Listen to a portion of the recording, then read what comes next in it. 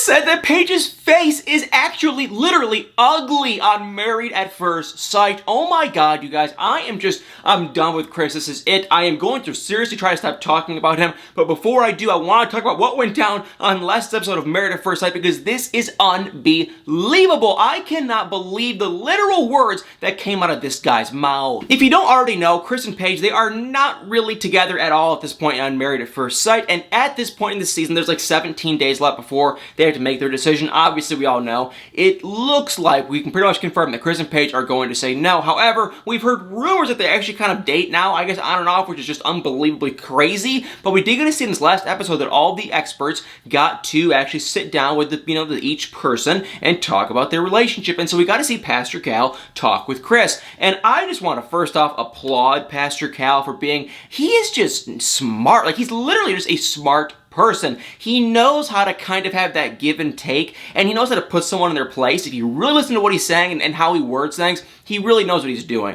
And so he sat down with Chris. Number one, the guy was 43 minutes late. 43 minutes. And those Pastor Cal and the producers were like, well, let's go home. Let's get out of here, because this guy, he's not coming. And 43 minutes later, Chris shows up. So first off, he's super late. Second off, he sits down, they start chatting, and he just, Pastor Cal was like, listen, I didn't think you gave this a fair shot. I thought you guys had what it took. And Chris goes, honestly, if I was to see Paige out at a restaurant, bar, whatever, or maybe even at church, I wouldn't approach her. And Pastor Cal was like, well, why? And then so they kept kind of digging. Finally, Chris is like, it's her face, it's her facial features. I didn't find them attractive, and they just were not what I was looking for at all. And finally, Pastor Cal was like, what is wrong with you? See, Pastor Cal said the smartest thing. He just said, listen, Chris, there is more to a relationship than looks. And he even goes, Chris, this is not your first failed, I don't want to use the word marriage, this is not your first, failed serious relationship, because he's been engaged, 2 other times?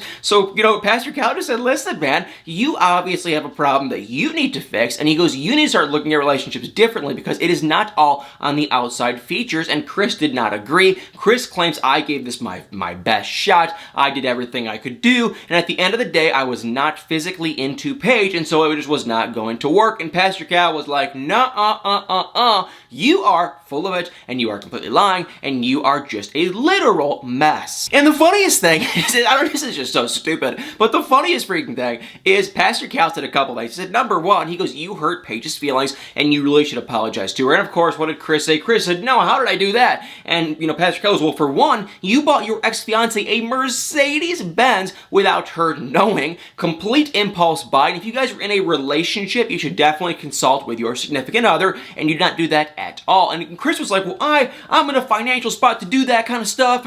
And Pastor Cal's like, still, who cares? You should have at least told her. And Chris is like, well, I invited her to come. And Pastor Cal's like, why would she want to go out with you and your ex-fiancé to buy your ex-fiancé a Mercedes-Benz? So obviously Pastor Cal was getting really frustrated with this guy. And then it got even worse, because then Chris somehow brought up the fact that he wants his kids to be he wants his kids to be like inheritance kids, where they know that they're going to be getting a big inheritance, which is great. I think everyone I think wants that for their kids, I guess, kind of. But Pastor Cal was like, Pastor Cal was like, why are you even talking about this? And that's when Chris was like, I want to buy my ex-fiancé a house next. And Pastor Cal was like, what? So first he went from the car, not even any car, a Mercedes-Benz. Now supposedly he wants to buy his ex-fiancé a house so she can take care of their kid. And it's just like, what is this guy doing? He is completely trying to get attention and drama and just trying to get some fame from this show, in my opinion. He refused to apologize to Paige, as he thought it was not his fault. He did nothing wrong. And now he's talking about buying his ex-fiancée a brand new house. So this guy is just ridiculous.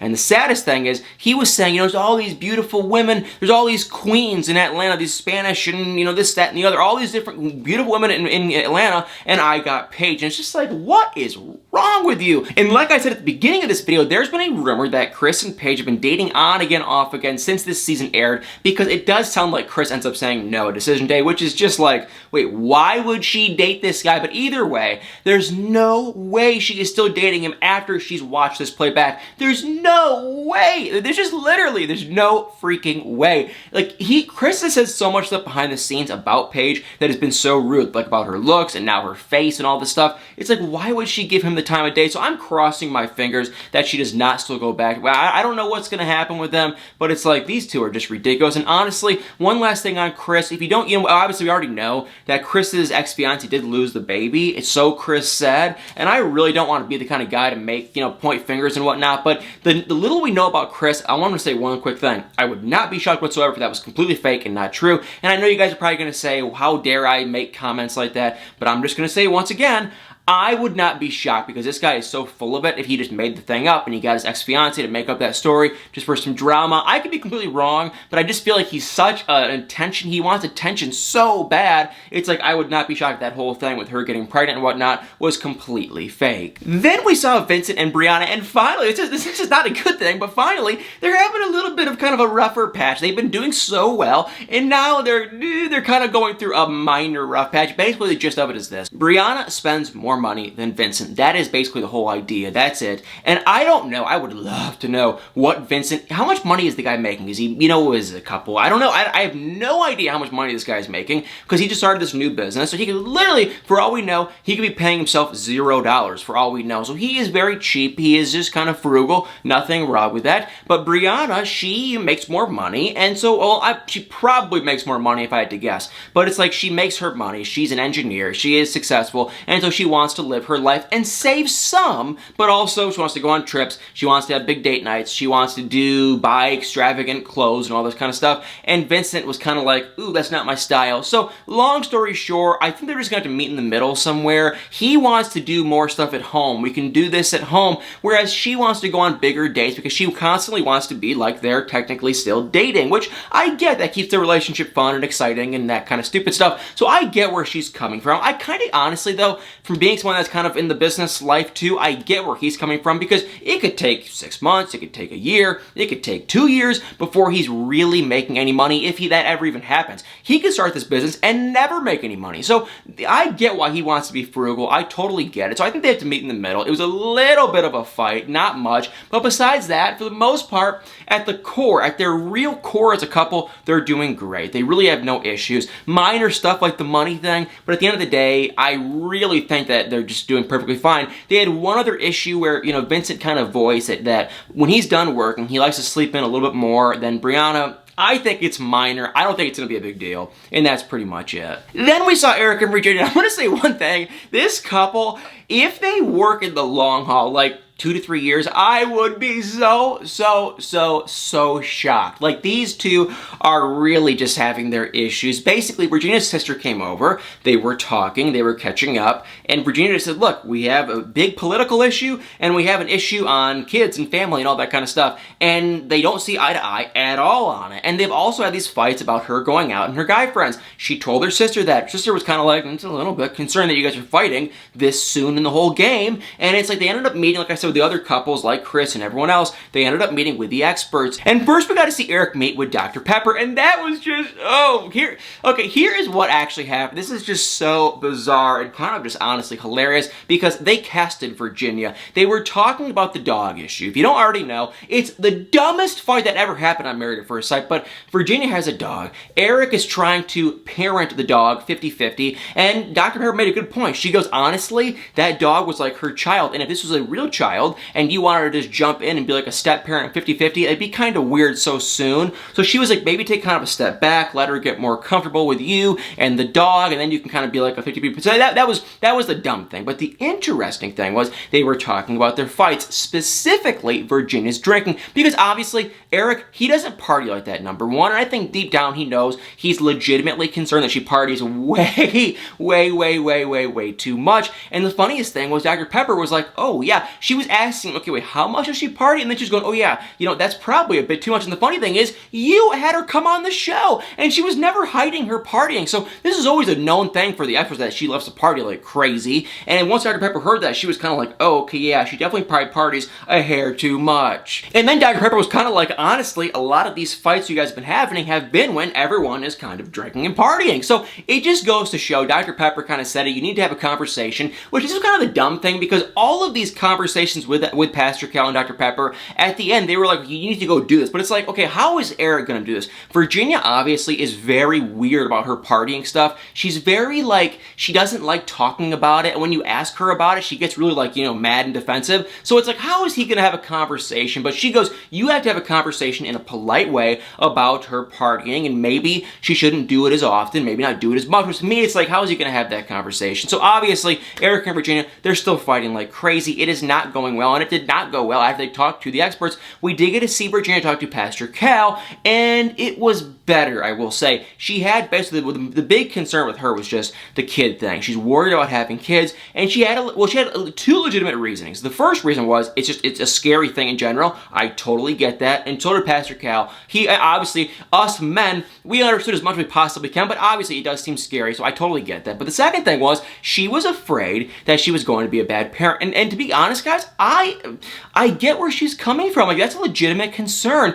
And so Pastor Cal was like, hey, if you have that concern, I feel like you're already going to be a good parent, because you are, you know what I mean? Like, that's a good concern to have. And she was like, I don't want to do something that maybe it's the partying, maybe it's God knows what, and my kids see that, and then they get affected and altered and changed because of something I did in my past. And so it's like, honestly, Virginia, I think those are two good concerns to have. They talked about it. Eric and Virginia did talk briefly about it, and Eric kind of said that he's okay waiting, taking this a little bit slower, and I think they're going to be fine for the time being. But I'm telling you guys, these deeply rooted issues with the politics and Virginia's partying, I don't think it's going to change anytime soon, and I just think it's going to be awful. And I think, honestly, if they do stay married, if they do, it will not last very long. We got to see Ryan and Clara, and they're basically in the exact same spot they've been this whole season, with the fact that they have still not done anything. However, we do now know, thanks to a hidden camera in Ryan and Clara's apartment, that, how do I word this politely? Let's just say this.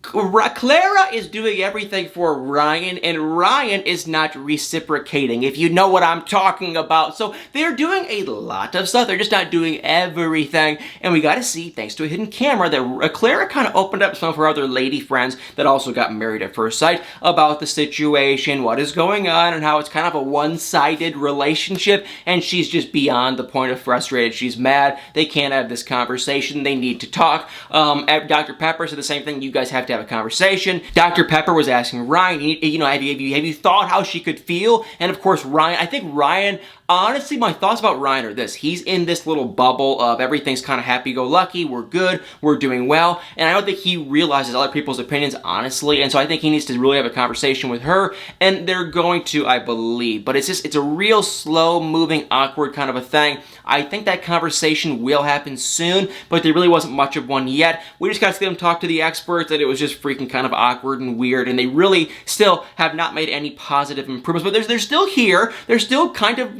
doing okay-ish. They're just, they're not making really huge leaps and bounds in a positive direction. And then last but not least, we got to see Haley and Jacob, and I'll keep them quick. Basically, they have no chemistry. Jacob did admit to the experts that, he has a physical interest in Haley, but he has no emotional interest. And I'm not shocked. She has no emotional interest in him, obviously, so I don't see why he would. And Haley, she's a good-looking person, so I'm not shocked by that at all. But the emotional connection, I'm not even remotely shocked. That doesn't surprise me at all, because Haley does not care at all about Jacob, it appears. I think she kind of tried, but her wall, I guess the relationship, it's been cut in half. Haley just cut it, and she's not willing to stitch it back together. It's been split, it's done, and she's not willing to give it a fair, honest shot. And so it's over for them in my eyes. I don't see this ever working out. I don't see them making it.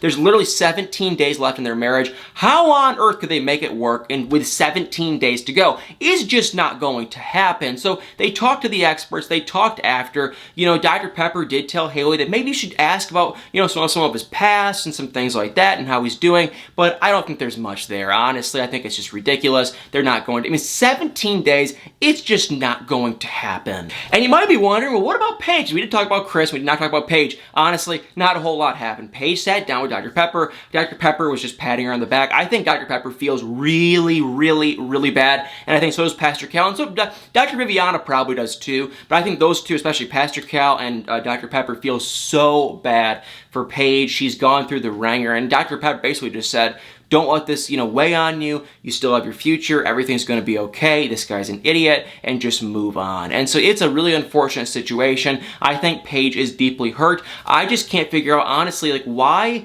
is she still going back to this guy? Like, what is so appealing? I know a lot of the ladies that have been messaging me saying that he probably is great in the bedroom, and I'm kind of like, honestly, who knows? This is just so weird. I think there's probably more of a deeper thing going on. Maybe it's the religion. Maybe it's the fact that they were kind of somewhat married. I don't know why, but for some reason, Paige is kind of trying to make this stupid marriage work, and it's really freaking annoying. Well, guys, Married at First Sight, what an episode. I'm so sick of Chris. If I was on this show and I ran this show, I would just say, Chris, here's your contract. We're ripping it in half. We are done with you. Goodbye. Here's your money, whatever, and get the heck out of here. We are done with you. But maybe they need the drama. I don't really know. It's freaking annoying to watch this guy at this point, and it's even more annoying to watch Paige go back to this guy. Well, guys, Married at First Sight, comment below what y'all think of last night's episode. Please hit that like button, hit the subscribe button, the share button, the comments, everything other button too. It really means the world to me and helps out this channel so much. Well, guys, thank you all so much for watching, and y'all better stay tuned for many more videos.